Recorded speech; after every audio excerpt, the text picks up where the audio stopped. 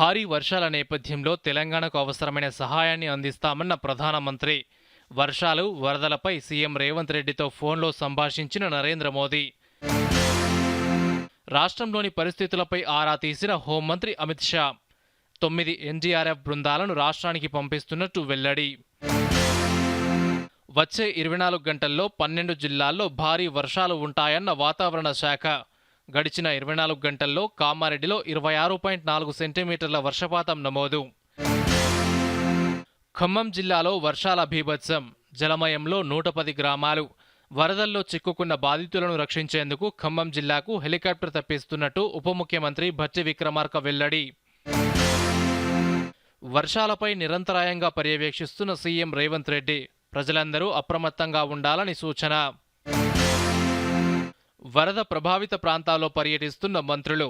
నేడు ప్రాజెక్టులను సందర్శించనున్న నీటిపారుదల శాఖ మంత్రి ఉత్తమ్ కుమార్ రెడ్డి.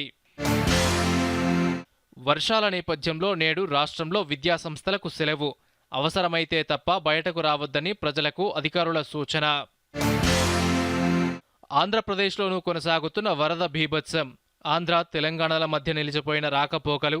విజయవాడలో వరద ప్రభావిత ప్రాంతాల్లో పర్యటించిన సీఎం చంద్రబాబు నాయుడు.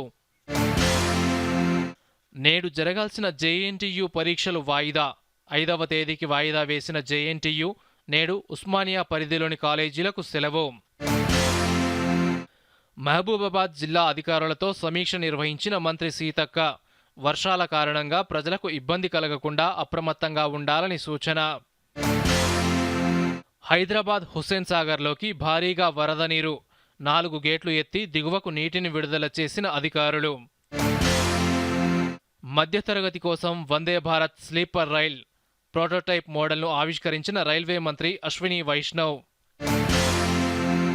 రాజకీయాల కోసం పవిత్ర భూమిని ట్రంప్ అగౌరవపరిచారన్న కమలా హ్యారిస్. జాతీయ స్మారక స్థల వివాదంపై కమలా హ్యారిస్ విమర్శలు. కోర్టుల్లో వాయిదాల సంస్కృతి మారాలన్న రాష్ట్రపతి ద్రౌపది ముర్ము. పదే పదే కోర్టులకు హాజరు కావడం సామాన్యులపై ఒత్తిడి పెంచుతుందని వెల్లడి. పారాలింపిక్స్లో 2వ పతకం సాధించిన ప్రీతి.